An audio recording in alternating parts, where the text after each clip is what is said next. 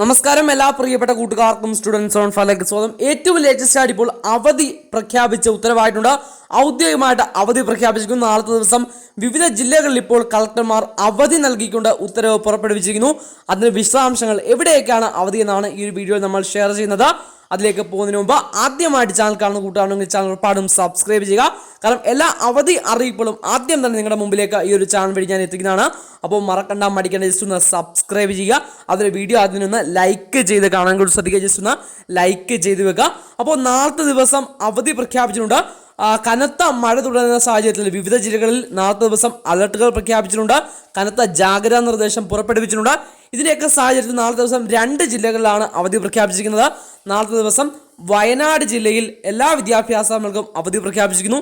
അതുപോലെ Pathanamthitta ജില്ലയിലെയും professional college ഉൾപ്പെടെയുള്ള എല്ലാ വിദ്യാലയങ്ങൾക്കും എല്ലാ വിദ്യാഭ്യാസ സ്ഥാപനങ്ങൾക്കും നാളത്തെ ദിവസം അവധിയായിരിക്കും. ഒരു അറിയിപ്പ് ഷെയർ ചെയ്യാം.